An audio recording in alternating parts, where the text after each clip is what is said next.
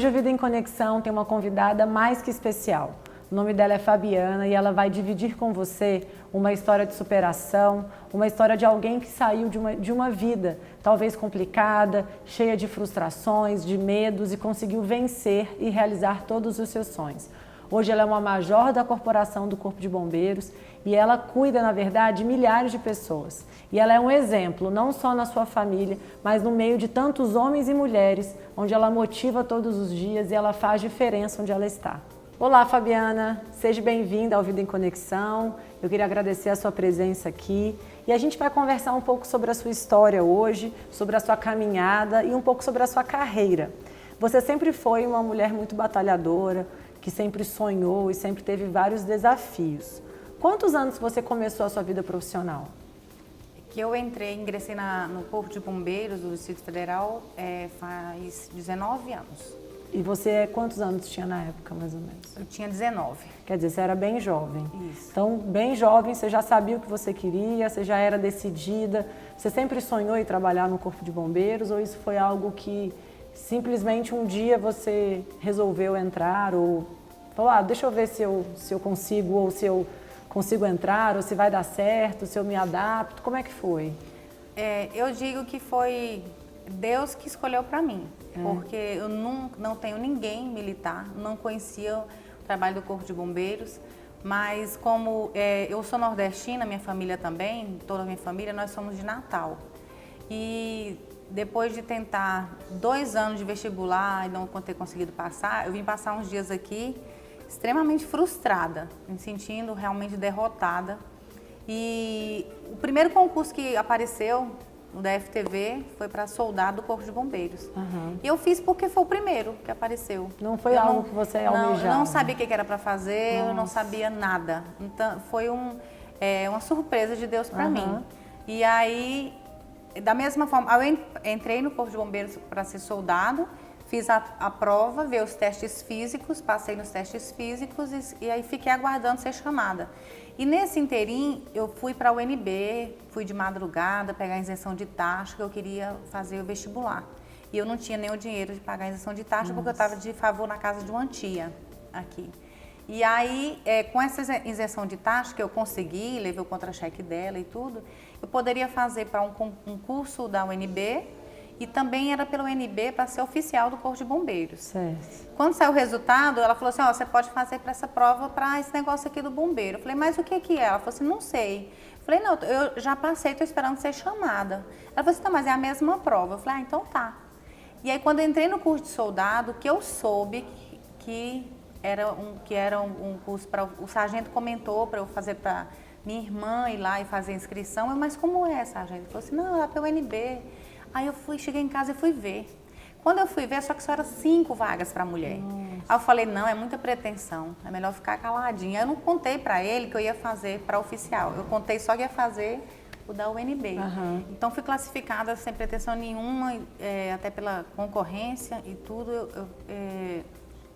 não esperava que passasse, mas fui classificada em 2º lugar dessas 5 vagas.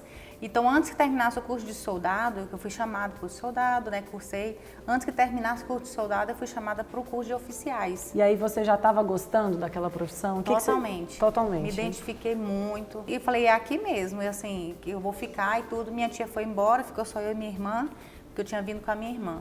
E aí entrei no curso de oficiais, aí foram 3 anos de internato. Nossa.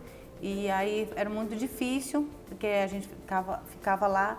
E a gente... Você longe da sua família também, que era de Natal. Minha mãe ficou lá em Natal e na oportunidade ela havia separado do meu pai, né, e nós ficamos sem nada. Então minha mãe ficou lá trabalhando para se manter de empregada doméstica, depois já com 46 anos de idade. E eu aqui lutando para... Quando terminei o primeiro ano do curso de oficiais, eu voltei para buscar minha mãe. Aí trouxe ela e desde então moramos, eu, ela e minha irmã, a gente mora aqui em Brasília. E aí o curso é muito difícil pela parte militar, pela parte do condicionamento físico mesmo, de ser bombeiro, e não tem distinção. As provas práticas eram a mesma distância. Essa questão de, porque você é mulher, você vai fazer mais brando, vai ser mais leve para você? Todas as provas práticas de salvamento, de combate a incêndio, todas eram as mesmas distâncias e tudo. A única diferença era nos testes físicos, como de educação física, que aí era separado, os índices eram separados, claro, de natação. Pela força. Essa era a única exceção. O tanto que a gente tinha que subir na corda, o tanto que a gente tinha que, tudo era igual. Entendi. Então a gente tinha que correr atrás porque a classificação do curso, quando termina os 3 anos de CFO, é a sua classificação para toda a sua vida militar. Então o que você precisa mostrar ali que você que você é competente, que você deu conta de fazer aquilo. Isso, né? sem nenhum privilégio ou facilitação. Até isso para a gente, como mulher, como pessoa, é maravilhoso. Isso que eu ia falar, mas eu acho que assim, ao mesmo ponto que muitas pessoas podem achar ruim, eu acho que tem um lado positivo muito bom de que você também está lá por crédito, você está lá porque você merece estar. Né? Você não está lá por pena ou por piedade ou porque alguém pediu ou deu um jeitinho. E essa sensação profissional eu acho que é uma das mais importantes hoje, independente da profissão que a pessoa esteja, que é o que ela na verdade execute hoje.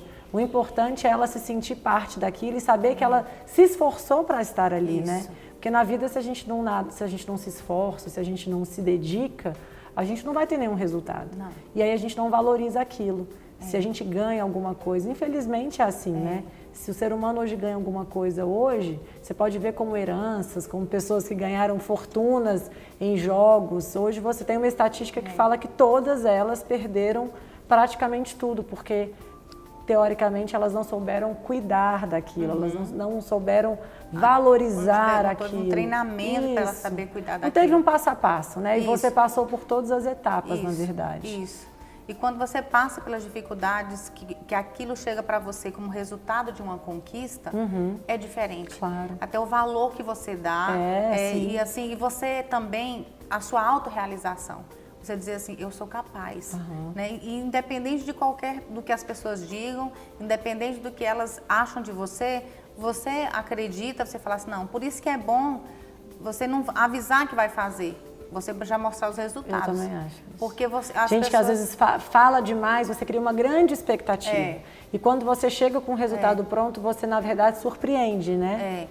E você aprendeu isso, assim, esses seus valores, esse seu tino pelo valor que você dá às coisas, né? Por você aprender a ter regras, a gostar de seguir regras. Com certeza porque você se adaptou lá é porque você já tinha isso dentro de você. Eu acho que já era algo que talvez estivesse adormecido, mas existia dentro de você. Você acha que você aprendeu isso com quem? Se foi da sua criação? Como é que foi assim? Eu acho assim que o ser humano ele tem que ser instigado. Você tem que mostrar que aquilo ali não é o limite dele, ele tem que ir além. Para mim, não foi a ninguém que planejou isso, mas por eu ser de uma família nordestina, a mulher não era considerada assim como o homem.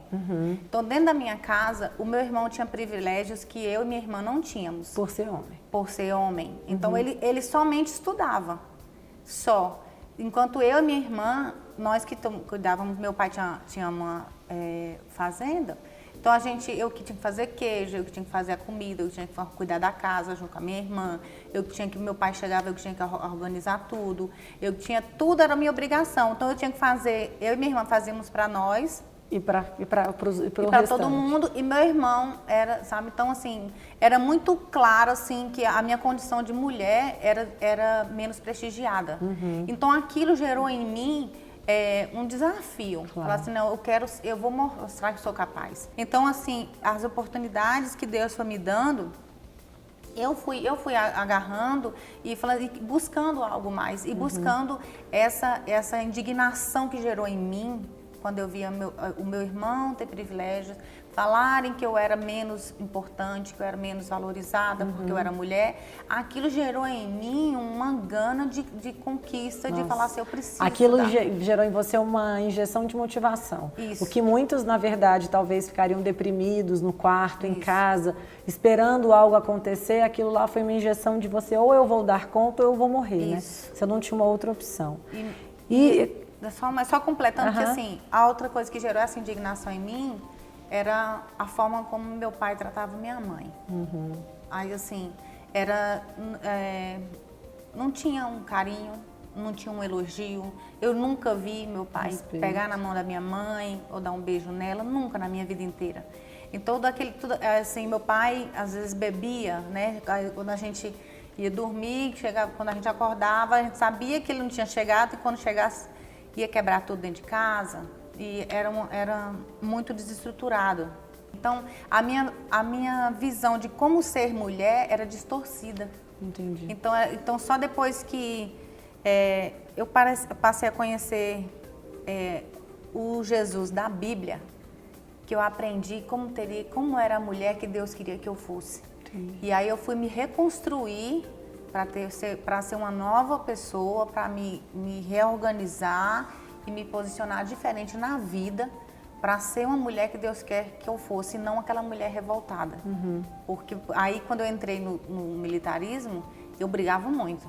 Entendi. Porque eu era toda essa carga de uma vida inteira, que quando eles vinham questionar isso, aí eu arrumava uma confusão grande, aí eu arrumava uma briga, falava, eu não estou aqui de graça, eu fiz concurso público. Então, aí até eu entender e me readequar para a vida. E até você também encontrar um pouco do meio termo. Isso. Porque talvez essa raiva que você trouxe do seu pai, você acabava descontando em outros homens, na verdade, ou talvez descontando nas pessoas que estavam à sua volta, pela história que você viveu de tristeza, de sofrimento. E aí você queria provar para as pessoas que você era capaz.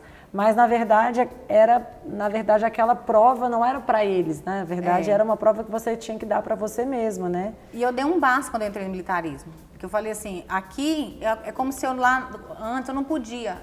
Meu pai era autoridade e eu não podia. Só que ali eu estava numa nova condição. Agora eu mando a minha vida. Eu fui concursada, então eu não tava assim, eu falava assim para eles, eles viam que lá tinha assim o machismo, né? Tinha, eles botavam em xeque tudo que a gente fazia, não sei o quê. Então eu falei, aqui não. Aqui eu não vou aceitar. Aqui vai ser de igual para igual. Então aí eu já brigava assim, ó, não, chega. Isso chega na minha vida. Eu não vou ser mais desvalorizada, deixada abaixo, ou não, porque eu sou mulher. Eu não sou igual a você, mas sou competente da mesma maneira. E como você falou, para a gente poder fazer um break, eu queria te fazer uma última pergunta. Quais foram os preconceitos que você enfrentou quando você entrou no bombeiro, no militarismo? Assim, como a mulher entrou no militarismo, entrou no Corpo de Bombeiros de Brasília em 93, eu entrei em 95. Muito recente. Então eu fui a terceira turma de soldado, quando eu entrei era a terceira turma, e quando eu entrei oficial, era a quarta turma de oficial.